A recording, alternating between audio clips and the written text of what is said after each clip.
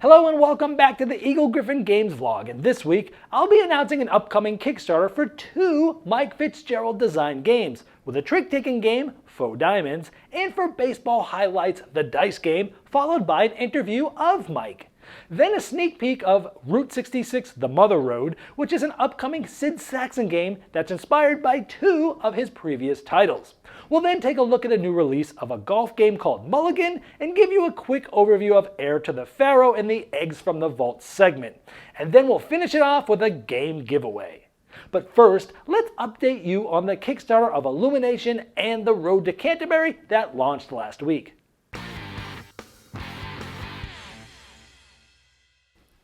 Last week, a single Kickstarter for two games, Illumination and The Road to Canterbury, launched. Illumination is a game of mad medieval monks and illuminated manuscripts.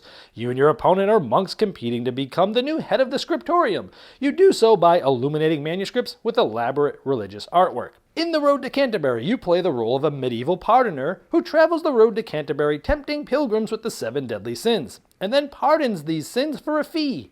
The player who makes the most money as an unscrupulous pardoner wins the game. The project only has 1 week left to go, and it is fully funded and into the stretch credits accumulation period. These are different from stretch goals, as each backer will accrue $2 in stretch credits for each additional $5,000 that the Kickstarter project raises in total pledges. These stretch credits can be used to purchase add-ons, which contain 5 more possible games that are available now. So if enough backers support the campaign alongside you, you might be able to get an add-on game for free. Mark your calendars down that on March 11th, a Kickstarter will be launched for Faux Diamonds and Baseball Highlights the Dice Game. Both games are designed by Mike Fitzgerald, who designed the original Baseball Highlights 2045, the original trick-taking game Diamonds, and the entire Mystery Rummy series of games. Faux Diamonds is a 4-suit trick-taking game in which players sell their cards, diamonds, on value tracks that change after each sale. After a series of hands, the winner is the player who has accumulated the most wealth. You have tough choices to make. Will you sell high by winning the trick? Or if you don't have any of the suit led, which alternative market gives you the best chance to profit? But be careful, your opponents can also play faux diamonds at any time, and this will cause the markets to fluctuate. Baseball Highlights the Dice Game takes all the excitement of Baseball Highlights 2045 and turns it into a thrilling dice game. Score the most runs by drafting the best dice and stringing together powerful combos. Slowly set up the base runners with singles and then hit a grand slam or steal bases to sneak your runners home. The rolls of the dice make each round a whole new ballgame. Everyone gets to play even when it's not their turn, so the strategic thinking never ends. Dust off home plate, get out your leather glove, and play ball.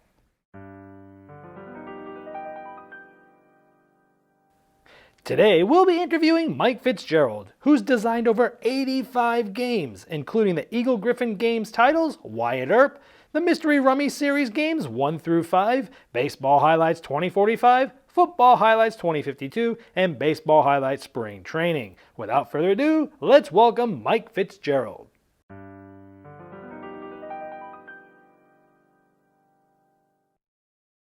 The first game I designed was in 1993. It was called Wyvern, which was a trading card game based on mythology. And I spent the first couple of years doing nothing but trading card games, and then in 96 started doing other things as well.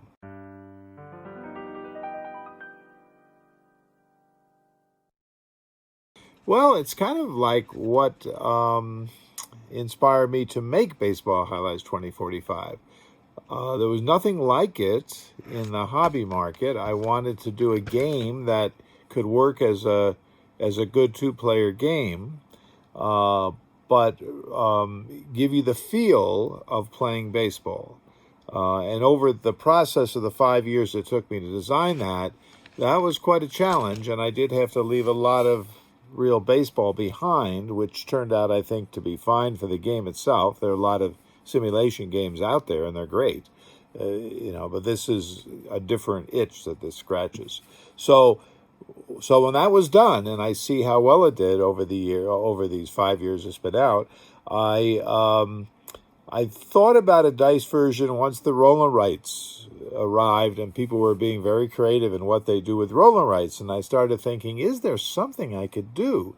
Because it would be able to give a game that would be short, that might work well as solo or up to 4 people, which is what this game does now. And everybody gets a different score, and you could actually play a league or play for a while. And is it possible? So I like those kind of challenges, although they're not so easy sometimes, and sometimes they just don't work. But this came together eventually. It was easy. It was a quicker process than Baseball Highlights itself, which took 5 years to design. But the dice version had a lot of challenges. There are so many of these roller rights that are really clever and very, very good, and I want to try to get some of the feel in a different way in that game.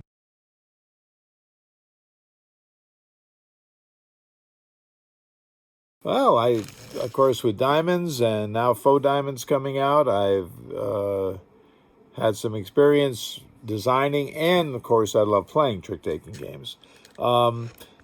It's a really good base idea, hearts and whist and some of these games that are classics are just really good. It's kind of like when I took Rummy and started the Mystery Rummy idea. Rummy itself is just a really good game mechanic standard. So I wasn't inventing the wheel or anything with this, and there are so many good ones. I was just trying to tell a story through them a little bit, and especially with diamonds, try to make something that would appeal to somebody who doesn't like trick-taking games, who gets, there's there's the bookkeeping in them, there's some rules, and some of the more advanced ones. So I didn't want to get more complicated. I wanted to try to find a way to make them simpler, but give them a little theme and give them a little different feel. So it certainly worked for diamonds, and I'm hoping it does for faux diamonds.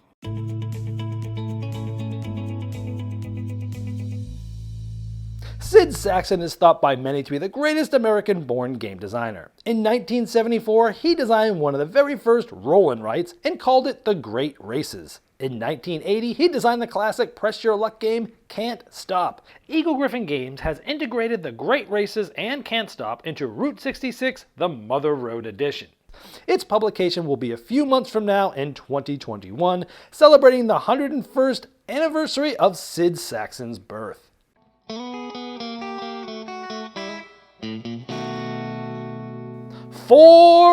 Look out! Flying in from Eagle-Gryphon Games is the all-new golf-themed card game called Mulligan. Mulligan's a fast-paced, lightweight card game where you can play any golf course in the world. All you need is the scorecard. In Mulligan, every card in your hand has a dual function, so you have twice as many options when strategizing how to take your shot. During each turn, all players choose one card to play as a club card to advance down the course a certain distance.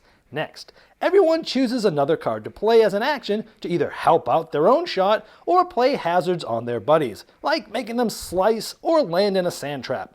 You don't have to be a golf pro or even a weekend duffer to play. The mechanics are very easy to pick up and play, but once everyone's familiar, watch out. Your foursome might not seem like a friendly group. Mulligan is a 2 to 4 player game that is great for some light-hearted competition with family or friends, whether they're golfers or not. Check out mulligancardgame.com by clicking the link below to learn more.